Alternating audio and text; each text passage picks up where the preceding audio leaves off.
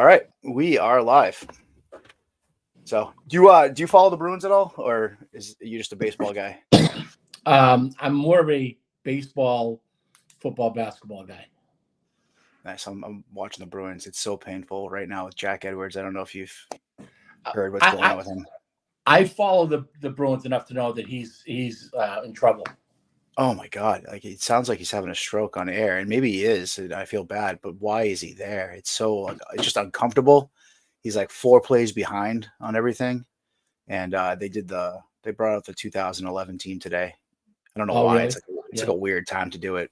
Right. But they had them all on the ice, and he's like announcing the names, and he can't even like say the names. It's pretty sad. So what? So So he has some sort of illness. that's he says no, Oh, but I mean he has to. I mean it sounds like he had a stroke. It's pretty bad. So it's right. uncomfortable too. So I heard you put your house in the market, and you might be leaving us. Who, me? Oh no, Alex Cora. Oh, Alex Cora. Alex Cora's house is quietly on the market. Quietly. Well, not anymore, but I don't understand why that's really that big a deal to anyone. I mean, people Well, sell houses, and they usually don't sell them when they expect to be here for a long time. well, maybe he's buying a bigger house. Could be, very well could be, but it's in Newton and it's for sale. Can you afford it? I cannot afford that house. Well, it depends on how many people start listening to our and watching our podcast. I could Yeah, afford that's it. true. Maybe I could. Yeah, well, I'll have to ask Chris how the numbers did on Apple last week. I'm not sure. They were pretty good on YouTube Live. Then the views afterwards, not so much, but live there was like a few hundred people watching or something like that. Sure, So not bad. But I want to play a game. let's go. And I didn't tell you about this because I wanted you just to guess. So AL East. What do you think the over under is on wins for your Boston Red Sox? I actually said it last week, but it's sadly it's actually gone down a run since last week. So I think I gave you a number last week, and I've reduced mine to 74.5. Okay. So Vegas has them at 77.5. Okay. I figured it would be 78.5. It came down. So and we already discussed this last week, but I'm under on the Red Sox. You and I both. Tampa Bay Rays. What do you think their over under in Vegas is? 87. Not what you think the wins will be, but what do you think the over under is? 87. Okay, it's 84.5, which Okay. is it seems like they're expecting a little bit of a fall off from the Rays this year. It's a good number. I'm actually going to go under on the Rays. I would go under on the Rays too. All right. Yeah, I see them like around 81, 82, 83, somewhere around there. Not a huge fall off. But they've definitely lost some talent, and they're probably going to shed some more payroll. It sounds like throughout the year. So unless they win, right? Then they'll add something at the deadline. Yeah, something sneaky that like no one expects, and no one thinks it's a good move, and then it pans out for them because that's what they always do. Toronto Blue Jays. Where do you think Vegas has them set? Where do I think Vegas has them set? I'm going to say 88. 86.5. Okay. I'm going to go over on the Blue Jays. So I don't want to be that guy, but I am going over on the Blue Jays at 86.5. I'm going over them 88. I think that they are poised to win the division. I don't know about winning the division, but they've got Gausman. Manoah is back and healthy, supposedly, and looks great, right? Yeah, he's looked pretty good. So they've got 6 starters basically right now that are all veterans that all look healthy. I mean, Gausman's a legit ace, and I'm drawing a blank on other ones at the moment, but that's 1 through 5. They've got 5 guys that could be no worse than a number 3 on most teams. Sure. So plus, that lineup can still hit. They haven't hit the way they're supposed to the last couple of years, and they're still still right-handed heavy, but I think just the pitching is going to carry them, and they've got a solid bullpen too. That Romano kid's pretty good. Bullpen's good. They're going to play good defense. Yeah. Varsho, he's a stud outfielder. He didn't really hit last year, but he's hitting well right now. He brings some speed. They've got two good catchers. They're a good looking team. They brought Vogel back on last week for a little left-handed pop, which they kind of needed. I don't know how much he's going to bring to the table really, but he's he can hit some power from the left-hand side, which is the only thing they were missing. The only shortcoming they have really is I think they're counting on Justin Turner to play third base regularly. Right. It seems like it because Chapman's gone, and I don't know what their other options are really there. So I think Turner's going to play more games at third base than he has in the last couple of years. So that's really their only weakness right now, and that's not really a weakness. He had a good season last year. He can still play ball. I don't know about defense at third base though. All right, your New York Yankees. Oh, my New York Yankees. 91.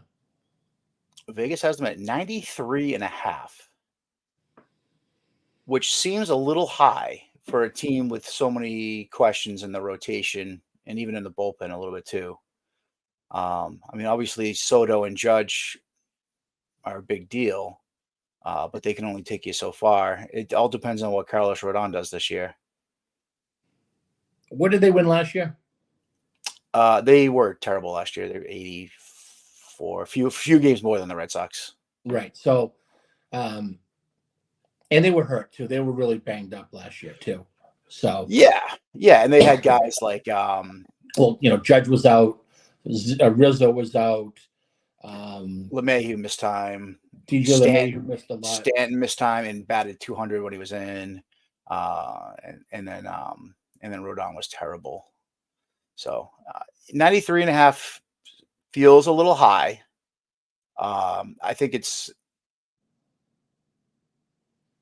I'm going to go under on the Yankees at 93.5. Not much under, but I'm going to go under on the Yankees because I'm high on the Blue Jays. And I am high on the Orioles, much higher than Vegas is. Where do you think Vegas has the Orioles? 94. 90.5. They're actually, I found this interesting actually. So they're actually the second best odds to win the East to the Yankees by quite a bit. So the Yankees are plus 165 to win the East, and the Orioles are plus 205. And then the Jays plus 400 and the Rays plus 600 to win the East, with the Red Sox at plus 1,600, which basically means that there's a snowball's chance in hell of the Red Sox winning the East. So I found that interesting that Vegas really seems to think that the Yankees are a better team than the Orioles today, which I don't see at all. But well, the money's coming on the Yankees, right? Probably the New York money. But that's a 3-horse race. That's a pretty good 3-horse race. What it's going to come down to, Jimmy, is who makes the best deal at the deadline. Yeah, or who gets Montgomery if Baltimore can pull that off before the season starts. That kind of changes things too. True, very true. I mean, if the Red Sox get him, do you think that number jumps up significantly? I mean, come on. First of all, no, I don't think it does. I think it's the difference of 3 or 4 wins, but it's not happening. And I can't believe that there's still people that think that this Red Sox team. There's people that actually thought that the Giolito. Well, we'll get to the Giolito injury, but there's people that think that injury now means that the Red Sox have to go get Montgomery. When in reality, what it means is, why would you go get Montgomery now? Because now you're down another arm and you don't have a shot. You legitimately don't. If you brought in Montgomery, it's because you thought you had it enough to win, and Montgomery will put you over the top. You don't bring him in to still finish in 5th place. No, but now you got a built-in excuse to finish last because Giolito, who your big prize free agent off-season acquisition, is out for the year, and you have a built-in excuse. So I don't see them making any moves to increase that pitching rotation at all. No, I don't think so. And it's too bad. Giolito, I mean, he stinks. But what he did represent was a lot of innings. I mean, every year he throws 170 to 190 innings, whether they're good innings or bad innings, that they needed him to throw those innings and to have Whitlock in the bullpen. And now what you've done is you've taken out a 180 inning guy, insert Whitlock into the rotation, who's probably a 150 inning guy. So there's 30. That's a big number. Yeah, and that is a big number for Whitlock. But that's at least 30 more innings that the bullpen now has to throw. And the bullpen's now down Whitlock. So it's this snowball effect that I don't know if people really realize, but that's a big strain on your bullpen. And now they have to think about what they're going to do. I mean, we assume that Martin and Jansen were on the trading block. If you trade them now, I mean, we're looking at just the Caleb Orts of the world, like rotating in and out of the roster all season long, up and down from Worcester. They can't make a move now unless they truly, really want to tank the season, which I'm fine with at this point, honestly. But I don't think most fans will be okay with that. And that's where they are. That's where they are right now without Whitlock in the bullpen. It's too bad. Has the Red Sox picked up Caleb Ward again? Because last time I saw it, he was No. a few weeks ago by somebody. I hopefully they did not pick him back up as a fan. You know, if No. I was I was referring to him as the type of player that would be rotating in and out, not him specifically. He got picked up. I saw the other day by somebody. I want to say maybe even Atlanta like brought him in or something. I don't think he's not going to make their roster, but he's been DFA'd I think twice this offseason already by different teams. Yeah, but he doesn't matter. But my point is we're going to see like the Jaquez, the maybe even like Brian Mata and guys that just like aren't ready for Major League Baseball, going in and out, option back and forth between Worcester all year. If in fact Whitlock is in the rotation and they decide that they're going to make a move with Martin and or Jansen. So the Giolito injury is a bigger deal than most people realize. And it's not because he's a good, number one, number two pitcher. How fast can you go in the bullpen car if you have to get on the Mass Pike, take the bullpen car from Worcester to Fenway? Yeah, you can probably get there in an hour and 10 minutes. That's going to be a pretty good account to have if you're an Uber driver. Is the Red Sox Worcester to Fenway drive? Yeah, it's going to be interesting. Giolito, obviously, so they haven't officially said that he's done, but he's done. He tore his UCL. He's going to have Tommy John surgery, and he had Tommy John surgery in high school. And I don't know, you mentioned it to me during the week that Giolito is a driveline guy, and for those that don't know what driveline is, they are what they was a biomechanics based training regimen for pitchers in which you could train with them and optimize your biomechanics to throw harder, to throw with more spin, and in theory to be more durable. What it's turned into in the last 3 or 4 years is how fast can you throw and how fast can we get you to that point? Your health be damned. They use plyo balls. They throw heavy balls. They long toss heavy balls, which is a big no-no in my book. I don't know if you've seen the videos of the kids that train there with their shirts off, throwing into a net as hard as they can, crow hopping 6 times just so that they can see like the 90 or the 100. Disgusting. It's disgusting. It's gross. And Giolito has been a driveline guy for a few years now. And I was reading about why he went there. And now this is a kid he got hurt in high school, but he's been healthy his entire professional career. And a couple of years ago, he went to driveline because somebody convinced him that his throwing mechanics, he was quote unquote leaking kinetic energy by bringing his arm too far back. So what they did with him now is they changed him to more of that infield style kind of cocking the arm back. The short arm, right? Yeah, and Cutter Crawford does it too.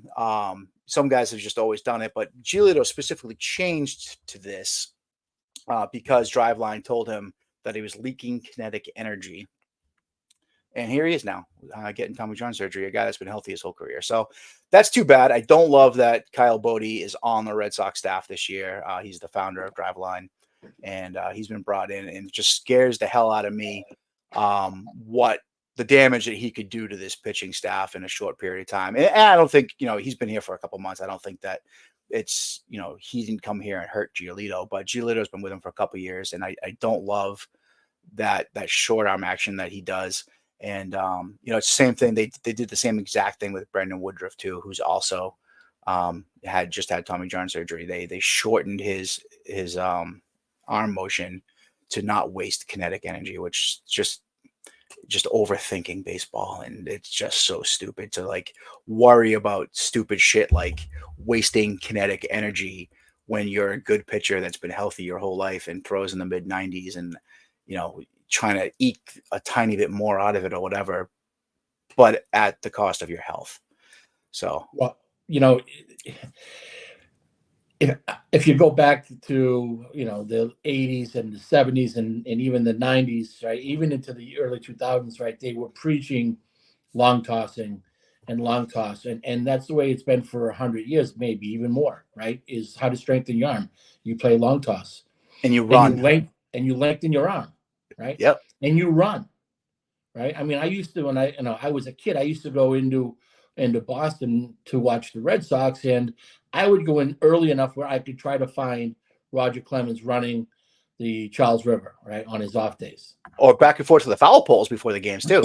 No, yeah, he used to day after games he pitched when he was home, when they were home, he would run the Charles in those big Mizuno jackets that they used to. Oh, those things are sweet. The shiny ones. Yeah, they used to keep the heat in and force you to sweat, right? So, and I mean, I can't tell you. I bet I could count on more than one hand how many times I saw him running the next day. But so now that the big thing is let's work on sprints, just driving, pushing off, right, and not so much wasted energy. But these guys can't go 3 or 4 innings anymore because they don't have stamina. They're not stretched out. They're not strong. So I don't know if you've been to a lot of minor league games in the last few years, but I go to quite a few. And you used to go to minor league games, and you get in there early, and the players are working out in the field. And 6, 7, 8 years ago, even the pitchers were out running. They'd run and they'd long toss. They don't do that anymore in the minor leagues at all. They play catch. They do some stretching, and then they goof around mostly, I think, and stare at iPads. I went to, I don't know, 6 or 7 Sea Dogs games last year, and I was stunned at the lack of a throwing program that these guys had. Used to see the pitchers, well before the game doing their running and long toss, and then they'd go sit in the stands during the game. The starting pitchers that were not starting that day would be in the stands with their clipboard tracking the pitchers. Starting pitches, right? Velos. Yeah, they don't do that anymore. So no, because everything's on an iPad. Yeah, it's crazy. And that, that was beneficial to them just like, mentally. And then obviously the running and the long toss is just a thing of the past. And, I guess I'm an old head, but it worked for Roger Clemens. It worked for Nolan Ryan. It worked for John Smoltz. It worked for Tim Wakefield. It worked for everybody. It worked for everybody. Yeah. And they're just when Justin Verlander retires, and I guess Max Scherzer, Greinke's done now. It looks like Kershaw resigned, but he's almost done. Once those 4 guys are gone, that's it. There's no more workhorses. There's no more starting pitchers that are stretched out. There's no more 200 innings a year. There's no more 250 to 300 strikeouts a year. I mean, Strider will strike out 280 this year, but you're not going to see the 300 strikeout guys anymore. You're not going to just that horse is gone. It's extinct. They don't even want that horse anymore. Which is crazy because that horse is what saves your bullpen. And you're seeing bullpens, like they're super. they're throwing 100 miles an hour. Every one of the bullpens doing it, but they're going through these relievers and just discarding them like trash because they're all getting hurt. And it's doing damage to these kids' careers. They're not, these kids aren't getting to arbitration anymore. A lot of them, because they're getting hurt, and then they're gone. And then maybe they make a comeback in 5 or 6 years down the road. There's a lot more of those stories now. Like, hey, this guy's back in the majors this year after 4 or 5 years being away from the game. You see actually kind of a lot of that. Brooks Raley comes to mind. He was like gone for, he's like 32 and he's played 3 years in the majors because of injuries. And you're seeing more and more of that now, instead of relievers that, they're good for 3, 4, 5 years at a time. It doesn't exist. Well, it's funny you mentioned arbitration, and I know we're going to talk about it, but I think the arbitration and the lack thereof with Brayan Bello now, because he signed this new deal, was motivation not to have to worry about getting hurt and getting injured to sign this deal, right? I think this was pushed on by, if you noticed over the last couple weeks, Bello was talking about trying to get a deal done. Even in the winter, he was talking about trying to get a deal done, and nothing was coming from the Red Sox. Then all of a sudden, you hear the Red Sox are close to to an extension. And I looked at I did a little math, and I originally, when I heard this morning, I'm like, yeah, that's not a good deal for Bello.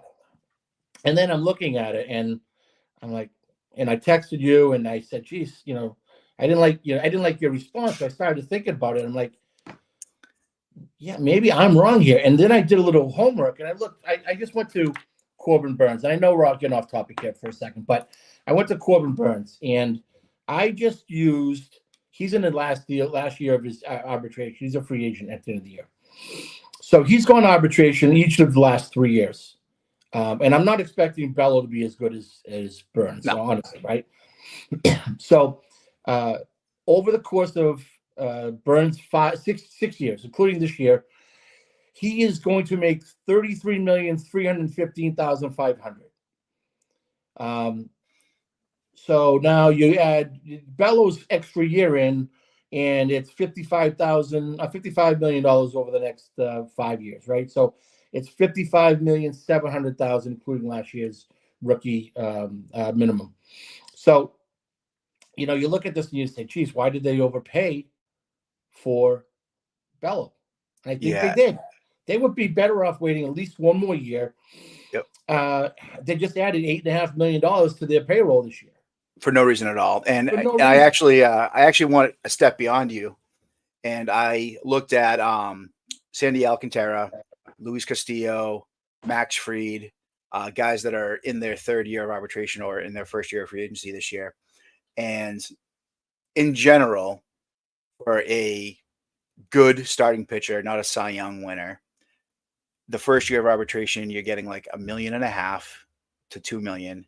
The second year of arbitration, you're looking at $4.5 to $6 million. And then the third year of arbitration, you're looking at like the $8.5 to $10.5 million. And that's the high end for Bello at this point. So instead of paying him, so his arbitration one isn't even until 2026. Correct. So this year he makes nothing. Next year he makes nothing. Then he makes the $1.5 million. So you're paying a man $27 million for the next 3 years that you would have paid $2.5 to $3 million for the next 3 years. Now, it's not a terrible deal. I mean, it's not my money, and he's, in theory, he's going to be a good pitcher. It's not the end of the world. So I don't want to beat on it too much, but it really doesn't make that much sense, especially year 5 of that deal. Now you're going to be essentially, if you factor in what you would have paid him in arbitration for that 1 year of free agency you bought out, you're essentially paying him like $35 million for that year. Correct. Which is too much. And then the only way that you get any value out of the deal is by picking up that club option for the 7th year, $21 million, which hopefully will actually be a very good deal for them in 7 years. Right. So yeah, they could have waited till next year to do this. There's no need to rush. And we've just talked about Driveline. I just hope he stays healthy. Right. Because the sky is the limit for the kid. He looks really good. And I'm happy he got his money and they can afford it. It's not like I'm not crying poor, but for a team that is trying to control payroll and they've talked about driving the payroll down, why now? And it seems like maybe it was just one of those things like, hey, we got to throw the fans a bone here and make it look like we give a damn. And so like let's sign this kid because it's going to make them happy.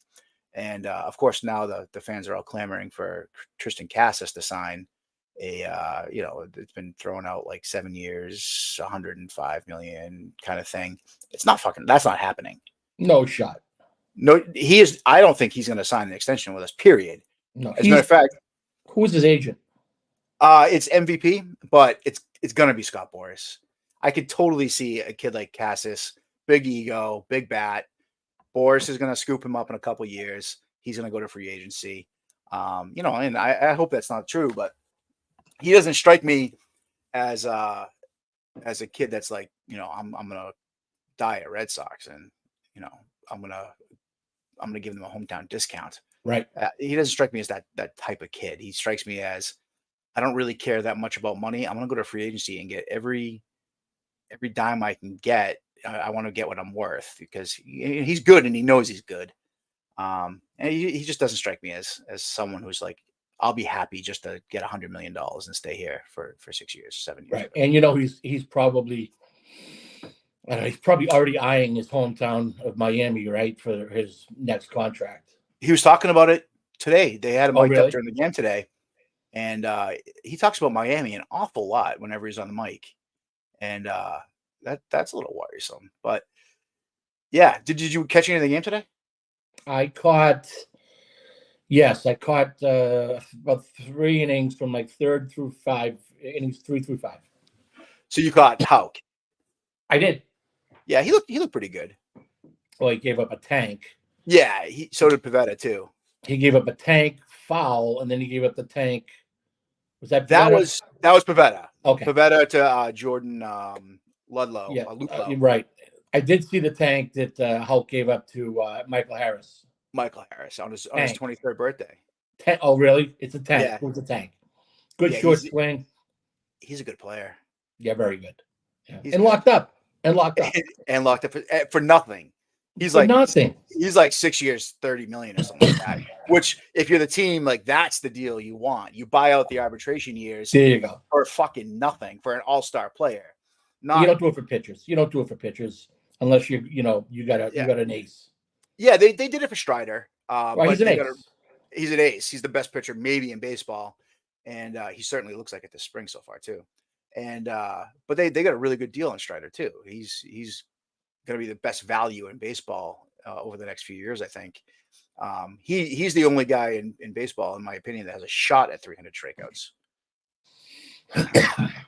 This year, yeah. The way starters are going and trending, to less innings. 100%.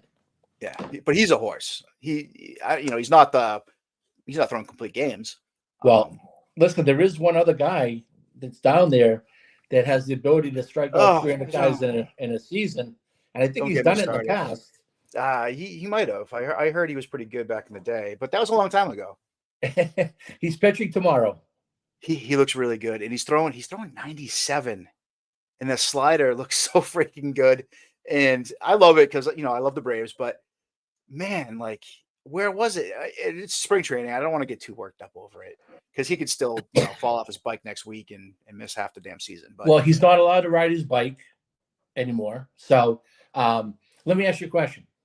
If you were Craig Breslow, would you trade, knowing what you know right now, with Grissom on the shelf and Sale doing what he's doing or looking as good as he is, and Giolito out for the year, would you trade Grissom for Sale right now?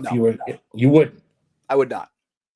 Not because I know not because it's not a good move. Not because it's not a good move to improve the team, but because Sale's at the end of his career and you've got your second baseman for the next 6 years. Second baseman, you can go down aisle 3 at Wegmans and get a second baseman. Did you see Nick York playing defense today? I did not. Oh, I mean, it's awful. He's so bad at second base. Yeah, He's moving to the outfield, from what I heard. not in spring training so far. They No, they said he was moving to left field. He's going to be a DH if but he doesn't even hit enough to be a DH. But he's something at he's second young. He's base. still young. They're all young. I saw the thing on Marcelo Meyer yesterday, on the MLB Network. He looks great, by the way. Yeah, he cut his hair off. And he cut his hair off, but he looks great. He's swinging a good bat.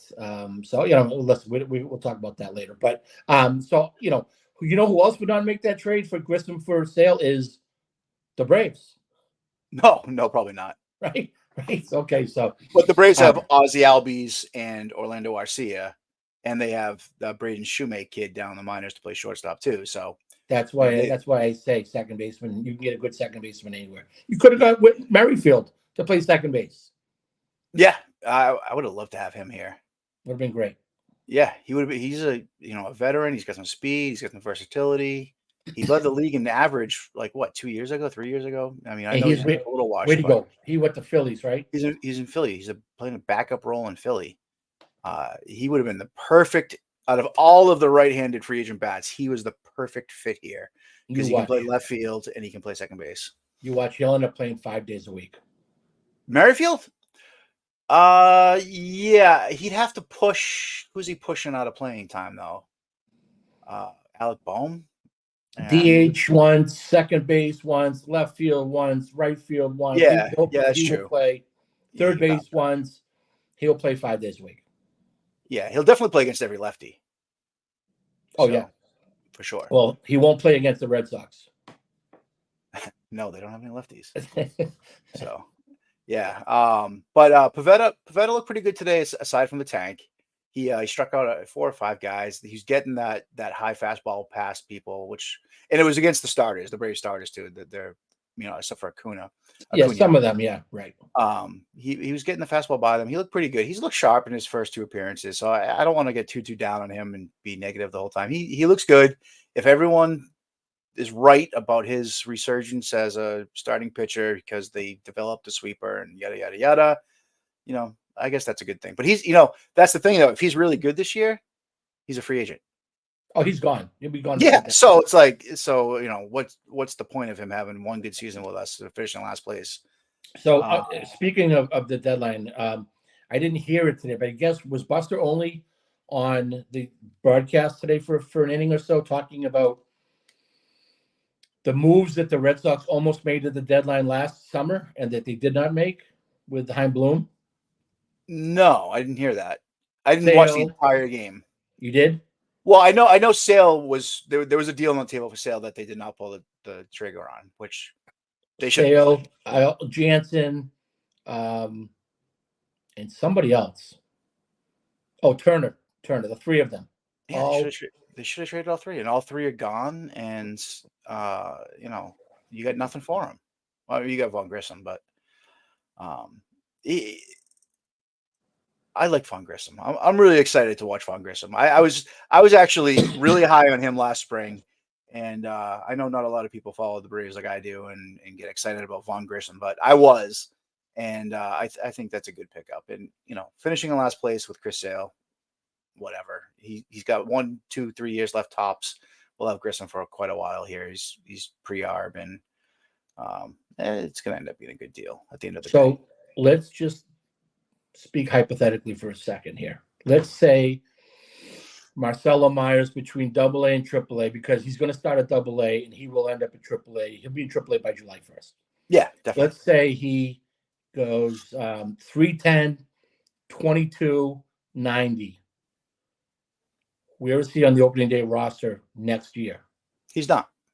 Oh, he is. I don't think he is. Well, he might not be with Von Grissom here. Yeah, exactly. Well, I don't think Von Grissom's blocking him. I think Trevor Story's blocking him. So right. if you're dead set on Meyer being your opening day shortstop next year, then I think you got to move Story. And if you're in last place, you should move Story this year. I'm with you. Yeah, definitely. I mean, there's no point. I love the team and I want them to do well, but it's just you have to be real about what you have here. their odds to win the division are plus 1,600. It's Right. the worst odds in baseball to win the division almost, aside from like the A's and the Rockies. So, you know, you got to do what you have to do to improve the team and clear a path for Meyer. And there was a lot of chatter today about Anthony and is he going to force his way onto the roster this year? I don't. I think he'd really really have to kill it, and the current outfield would really have to struggle for that to happen, because not only is he not ready, and is he, he's 20 years old, and yeah, sure, Devers was up at 20, but that's a rare situation. But you don't want to, as a last place team, bring up this kid and start his clock either. You know what I mean? On his rookie year, you want to wait so that you get that extra service time. You want to wait on these guys as long as you can, and that's why I don't think Meyer will be the opening day shortstop next year. I think he'll be up, May, June next May. What is it, like May 15th? They bring him up, and it doesn't count as a year or whatever. Yeah. That's what they'll do, because they have to play the money game with him. Okay, so let's say that on May 15th they bring Marcelo Meyer to play second base. They're not going to. He's a shortstop. If he comes up, he's your starting shortstop, period. Okay. Grissom is not blocking Meyer. Grissom is blocking potentially, and we can talk about this in a minute, but he's blocking potentially Rafaela, because it seems like they're going to keep Duran. And yes. and Rafaela might be the odd man out. We're kind of forgetting that Rafaela is also an elite second baseman and shortstop. So, but it seems like they're dead set on him being a center fielder, which is fine, because he's better at center field than he is at second base or shortstop. But it does seem like with Grissom being out, that you'd think that they maybe create some opportunity for him to play infield, but they haven't even broached that at all. So, but Grissom is not blocking Meyer. Trevor Story is, and he should go before that happens. Okay, I mean, I love the idea of bringing Meyer to play shortstop. I think he's the shortstop. He's not going to be, Derek Jeter defensively, but he's going to hit, and he's going to rake when he gets here.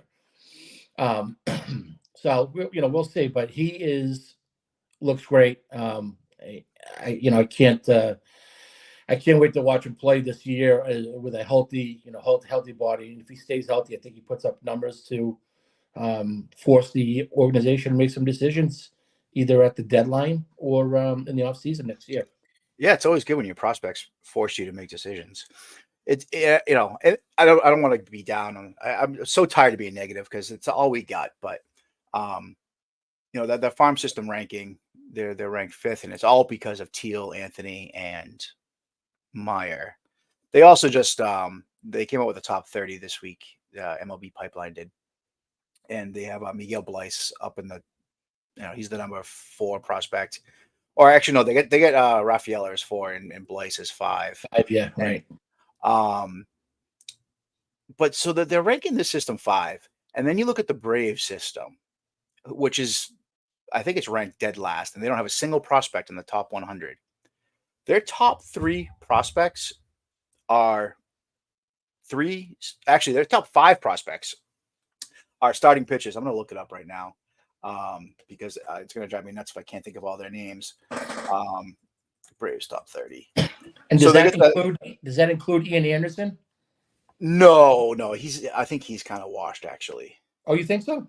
Yeah, he's had too many injuries. I think they've kind of given up on him. But have you seen AJ Smith-Shawver play? No. So he is what we hope Tanner Houck is. He's just got that presence, the tattoos, the stare. And he only started pitching like 3 or 4 years ago, something like that. But the kid throws 100 miles an hour. He came up last year, threw really, really well in the majors. He's only 21 years old. He's their top prospect, and he's ready. He could be their 5th starter right now. Hurston Waldrep, he's ready, just about. He's 22 years old. He's the number 2 prospect. Spencer Swellenbach, he was a stud in college. He's only an A-ball. He's 23. He's actually older than the other 2. He's only an A-ball. He's a stud. And they get the Richie kid, who is also a stud in college. He's coming back from injury, and he's only 20. their system is not ranked. I would rather have 4 starting pitchers at the top of my system, like the Braves do, than be the number 5 ranked system with 3 position players. I I don't want to get down the system, but that put your GM hat on for a second. All right, yeah, if you're the Braves, are you really worried about your farm system with the guys you have signed for the next 8 years? No, their whole core is signed for the next 6, 7, 8 years. So yeah, right? I guess so, you don't. When you need somebody, you just go and trade for them. That's true. From Or all that sign them in the free agency, right? So, don't forget some of those guys might still be in minor league. Like Harris could be in AAA and be the top prospect in baseball. He's 23 years old. Yeah, he's in big leagues, and he's already won a Rookie of the Year. So, I think honestly, I think that when I was growing up and you were growing up, the minor league system. No one ever thought about the minor league system. It's guys like Keith Law and Buster Olney and Jason Stark who started ranking these systems, and all of a sudden it became, popular to have a high-ranked system. That means nothing. Zero. There's guys that are ranked so high throughout minor league baseball that will never make an impact at the big league level. Never. And then the guys that will make an impact are flying through the system. Look at the Skeens kid. He will be in the big leagues in July. Oh, I hope so. He's great. He's great. And so same with the Cruz kid too. The outfielder that the Nationals. Same thing. Second pick. He looks really good too. But yeah, I mean, just like looking at the Braves top 30 here, Dylan Dodd, who made starts last year for the Braves, is their 15th ranked prospect. The Red Sox don't have a prospect that can perform in major leagues right now, except for maybe Rafaela. So these rankings, there's just such crap. That's my whole point. They get the Vines kid, who's another stud pitcher. He's ranked 14. And they got Jose Perdomo to play shortstop too. They've got a really very underrated system, in my opinion. And the whole point is, let's not get crazy over this top 5 ranked system that the Red Sox have, because it means absolutely nothing. Although those three kids look legit at the top of the system, so that's a good thing. What else do we want to talk about today? Do we want to talk about opening day roster, opening day lineup? Yeah, well, we kind of did that last week. The only thing that's really changed is I think Emmanuel Valdez has a spot now because Grissom is out. So I think they're going to platoon him and Reyes at second base to start the season, which makes sense. He's not hitting the ball well right now, but he can hit. I think he's got more upside than Reyes does, but he's a lefty. And the only other thing is, now your bullpen's down one guy, and there's no one that stands out that's like, hey, like, Whitlock's in, so this guy's now coming up to the bullpen. There's no name in particular that I can think of. What it really does, you're down 2 guys because, if you're going to move Whitlock in there now, he's not a 5-inning pitcher. He's never going to be. Oh. All right, and then neither's Houck. Yeah, and neither is Houck, right? So you're in trouble. And they may get hot right out of the gate, and I hope they do. I hope they win 100 games. But as the season goes on and the grind kicks in, and they call, the old dog days of summer are grinding on this team, and they're losing 2-1, they're losing 1-0, they're losing 13-12. Those games, they wear on you, and then come the deadline. And once the deadline kicks in and you don't pick anybody up, the morale goes in the tank. Well, we didn't pick anybody up because we're not adding payroll, because we're not going to make the playoffs. And then you know what? Guys start, phantom groin injuries, the hip pointer, a hamstring, a little shoulder twinge. Trevor Story with sleeping wrong and get a little neck soreness today. Those things pop up. And before you know it, it's September 1st, you're 28 games out, and you got 19 games against the AL East to end your season. Now you're looking at 68 to 70 wins. That's how I see the season going. Yeah, and one more injury to a starting pitcher, and you're looking at Cooper Criswell being one of your starters. Well, and that's the other thing, right? Who says that all 5 of these guys going to make 32 to 33 starts apiece. They absolutely are not going to make that many. I mean, No. Whitlock and Houck have never done that. Neither is Crawford. Crawford's missed time every year too. He's had some hamstring issues and I think some back issues over the last couple of years. And neither is Bello. No, but he's the one that you hope is like, okay, he's healthy. He's ready to take the next step. But he's never pitched over 150 innings in his life. And no one's thrown over 175. The only one that's even thrown in the 170s is Pivetta last year. Yeah, he's done it once. That's it. So that's your iron horse. I said a couple of weeks ago that Bello is your opening day starter, and Cora has said that, and so has Bello. But I think they're going to go with Pivetta now. It seems like they're trying to protect Bello a little bit and trying to pump up Pivetta. They're really trying to sell Pivetta as a horse. The broadcasters will stop talking about him. Yeah. The second half of the season is going to be.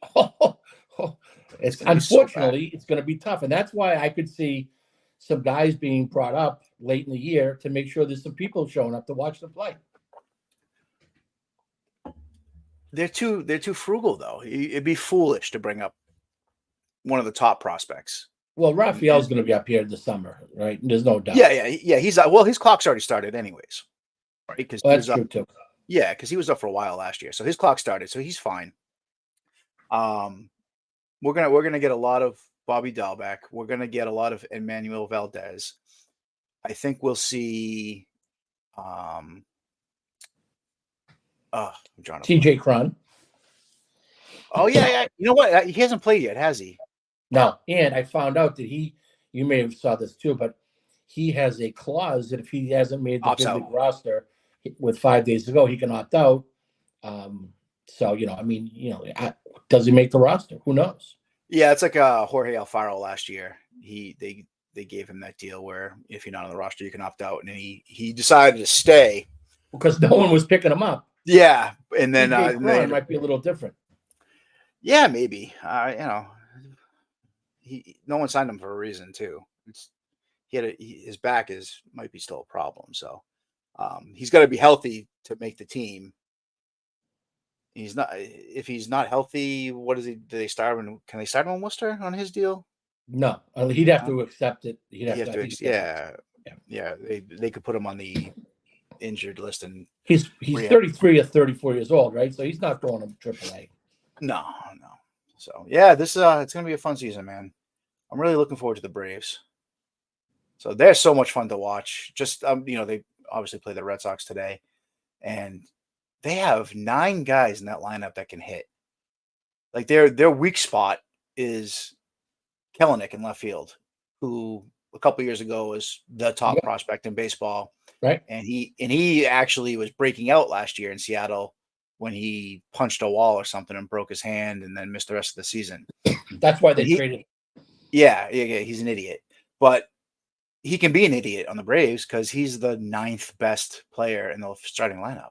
And he'll probably thrive in that clubhouse with those guys. Oh, 100%. And then you got leaders. You got leaders there like Sale now, and Fried and Strider, and that's a good clubhouse. Riley and Olsen are now like the veterans, and Albies is like everyone loves him. He's a clown. He's always playing pranks. He's a leader. They just got leaders and players up and down the roster. So much fun to watch. Who looked really good today, which surprised me because he hasn't been good in can't remember the last time he was good. It was Giles in the bullpen. Oh yeah, Ken Giles. Yeah, he looked really good today. He made Nick York and Nick Sogard, I believe, look really stupid with this like back foot. It's not a slider. I think it's a curveball, but it's like a 12-6 that's landing at the back foot though. He made them look so stupid.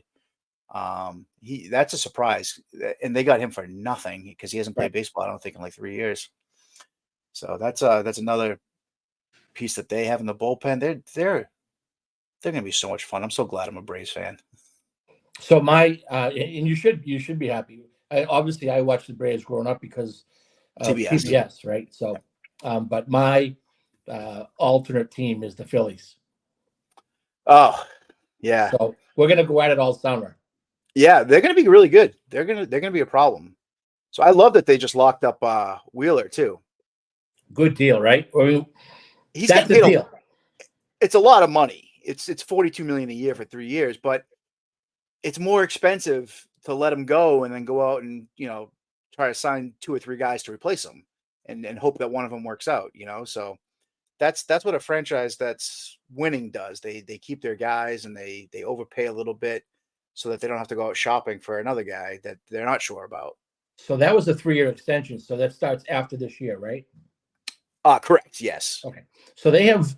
So basically, they have Wheeler for 4 years at, I don't know, 140 million, 145 million, something like that, right? So Yeah.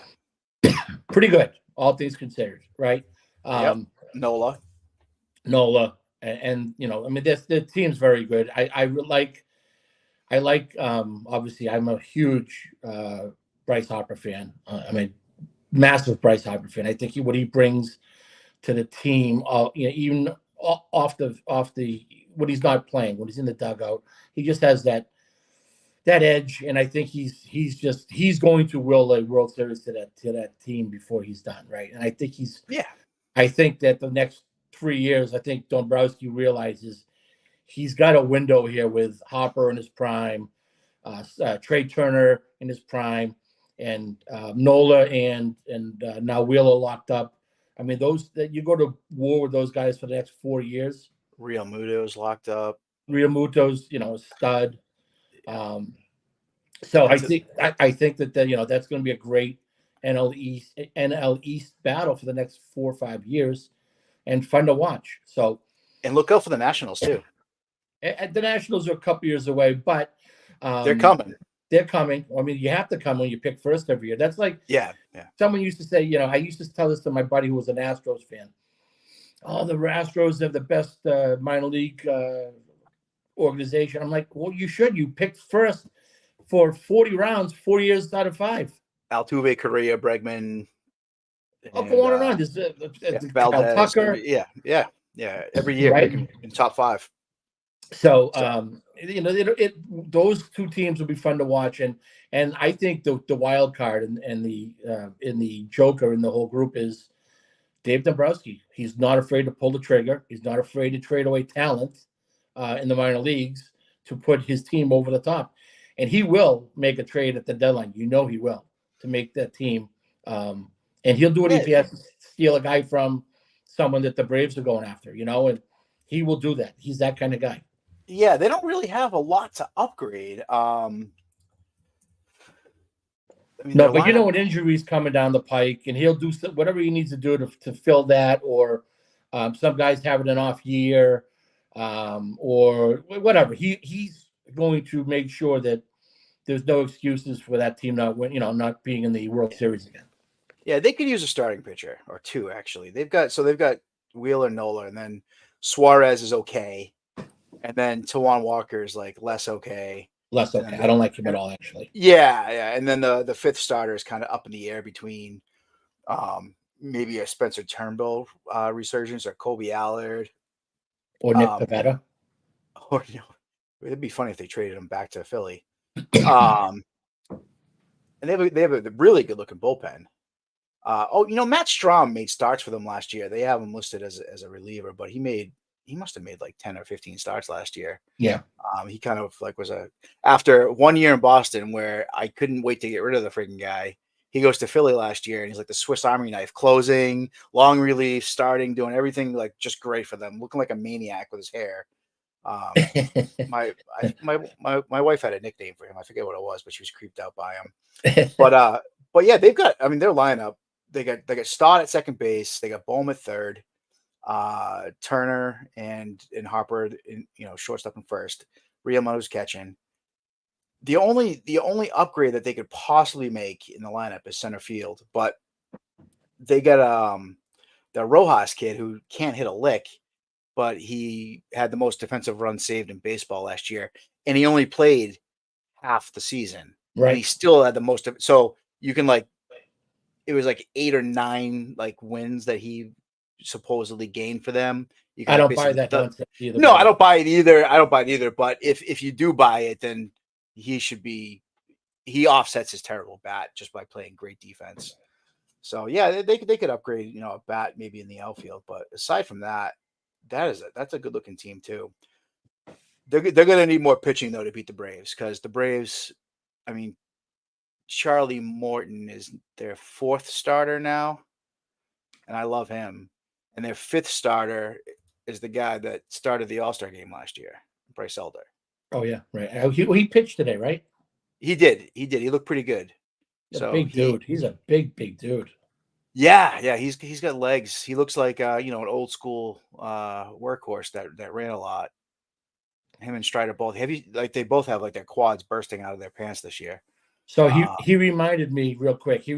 My high school teammate was a sandwich pick in the first round out of high school by the Braves, and he was destined for the big leagues. He made it to the big leagues. Actually got a ring with the Braves in '95, but he was on the 40-man. But he reminded me of him because my friend was 6'6", 240. He was a high school quarterback. He was going to go to Stanford to pitch and play quarterback. And he was, amazing pitcher. And I watched him pitch, and his delivery, everything was the same. It looked exactly like him. Big dude. Really? Yeah. Yeah. Elder was great in college. I want to say Tennessee, and he had a big college World Series, and he looked like he was going to be something. And the Braves scooped him up. He wasn't even a first rounder. And he started the All-Star game. And now he's their fifth starter. And they've got the Smith Shawver kid that should be in any major league rotation. And they don't have. I mean, that's how deep the rotation is. So the Phillies need to upgrade probably pitching if they're going to catch the Braves this year. And that's my point. They will with Dombrowski. With Dombrowski, he's not afraid. Yeah. And then what are the Mets doing this year? Real quick, and we can wrap it up. We've been going. I don't know. I don't know. I think somebody like Alonso is going to get moved at the deadline, or maybe sooner. He's a free agent. Fans will freak out if they move Alonso, though. He's going to free agency. He is. Is he a Boris guy? I don't know what he is, but he's hit 50 home runs how many years in a row? Yeah, 3, I think, right? So he's I don't love him though. I don't. He doesn't do it for me. He would do it for me in Fenway. Yeah, I think his teammates hate his guts though. Well, I will say this: there's not a lot of guys that come out of University of Florida, that are well liked. For whatever reason, I'm sure it has a lot to do with the coach and how he runs his program down there. They all try to be like him, but a lot of guys come out of there and they're not well liked. That's interesting. They had that viral video come out a couple weeks ago with did you see that, the inter-squad Florida game? Yes. And the bench player that hit a home run and then was just shit talking his own teammate. And yes, I did see it. That looks so bad. If that's the culture there, I can see it. So yeah, so the Mets, yeah, they're not good this year. Actually, they really didn't do anything to improve, huh? They got Harrison Bader. Yeah, they didn't do anything to improve. They just cut payroll and stuck with the same shit lineup they had last year. And Senga's hurt, and they brought in Luis Severino and Jose Quintana, Sean Manaea. Yeah. Okay. Yeah, I'm not worried about the Mets. No, you don't. No, you don't have to worry about the Mets. No. That's a two-horse race. That's a two-horse race. Yeah, I'm not worried about the Mets. I was thinking that maybe they'd resurge this year, but no. So, well, I think we've talked enough. Okay, next week, how about we tease? What's the plan for next week? We got any teases? I don't think that far ahead. Well, we didn't get to it today, but I think it's good that we didn't, which was season awards. Oh yeah, we didn't get to that. Yeah, we can do award predictions for sure. I know personally, I'll do a spoiler alert. I am betting on Corbin Carroll to win the NL MVP. Oh. And he's like at the 5th or 6th best odds, but at that price, he's so fucking good. Bryce Harper. Yeah, I mean he's got better odds than Carroll does. I'm going for I don't want to bet on the guy that's gonna bet 100 win 100. I want to bet 100 win like 1,600. Yeah, that's or you could just throw your money out the window. Yeah, I could do that too. So There's a but reason that why. There's a reason. Why don't you bet on the Red Sox if that's the case? I'm not that foolish. No, I actually think Carroll has a chance to win the MVP. I think he probably takes a step back. I think that team will take a step back. I mean, that National League West is going to be tough. Yeah, but they added Erod, which I mean he's not an ace or anything like that, but they already had Gallon and Fat and who's the number two? How Merrill many Kelly. games? How many games did they win last year? 84. Yeah, they stuck in. They were the wild card, but then they made it to the World Series, and they kind of showed you something with like the young kids kind of maturing like right in front of our eyes. That fat kid, the three A's in his last name. Right. He's their fourth starter now, and he showed something in the postseason last year, and Carroll and Alec Thomas in the outfield, and Ketel Marte and Christian Walker, who came out of Yeah. nowhere. And they added Eugenio Suarez, I believe, to play third base. That's a good look. Yeah. That's a good looking team, and they got Jordan Lawler, who was Playing drafted short, yeah. after Meyer, who's going to be playing shortstop this year for them. So Drafted after or before? I think he was drafted after Meyer, wasn't he? Yeah, because Meyer was the first shortstop taken. Yeah. Yeah, Oh yeah. because Right. it was Davis the catcher, and then two pitchers, Job, whatever his Yeah. face is, in And then Detroit, Meyer, right. and Leiter in Texas, and then Meyer was a shortstop. So, so I like Arizona a lot. I think they're definitely going to make the playoffs, anyways. So Wow. they know what. That's big Yeah, out of that division. That's a tough division. I think they're the second best team. The Giants got a lot better. How? What did the Giants do? You don't think the Giants have gotten better? I don't think so. Did they add a single player? Yeah, they just signed. They just signed Chapman. Yeah, Chapman doesn't. I mean, he's a good defensive player. Does he do it for you? I think he fills a big hole, right? He's a clubhouse guy. That's a pretty good team. We'll see. They've underachieved for 2 straight years now. Yeah, and the team that's going to be push everybody, I think, is honestly, it's not the Dodgers, it's the Padres, and I think Tatis is going to have a monster year. I believe Tatis will have a monster year, and I believe that those guys will hit. They need their pitching to stay healthy. I mean, they lost Snell, they lost Lugo, they lost Martinez. Darvish is another year older. He's going to be 40 years old at this point. And Musgrove is he's good, but he's hurt a lot. It's pitching for them. Oh, no doubt. Yeah, and they don't have an outfield still. They have one legit starting outfielder, so they gotta do something. But the Giants, I'm looking at the Giants roster. I mean, Logan Webb, he's up and down.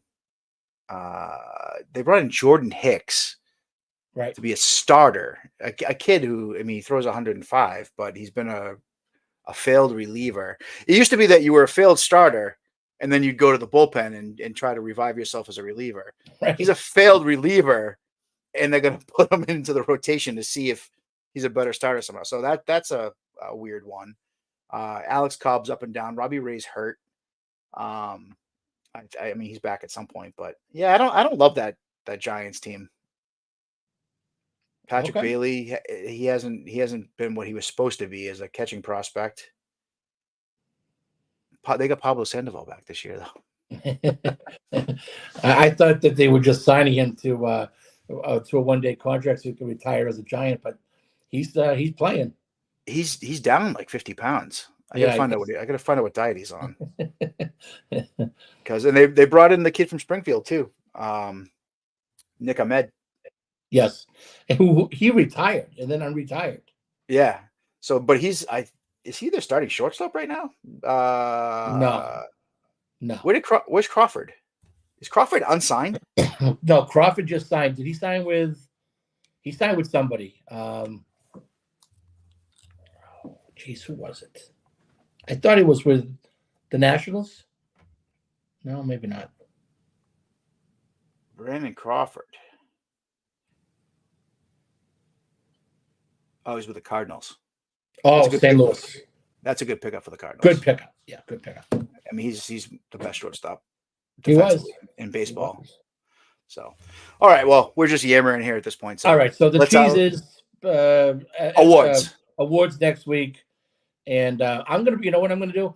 I'm going to bring a positive Boston Red Sox attitude next week. I'm going to watch the Red Sox all weekend. We're losing an hour of daylight savings time on Sunday. So the game will be a little closer when you wake up on Sunday morning. I'm excited to watch. Do you know what that's like with a 9-month-old that wakes up every 4 fucking hours, losing an hour of sleep? Been there, done that, bro. Brains out. Been there, done that. Ugh. All right. I'll talk to you next week. All right, Jimmy. Talk soon. Good night. See ya.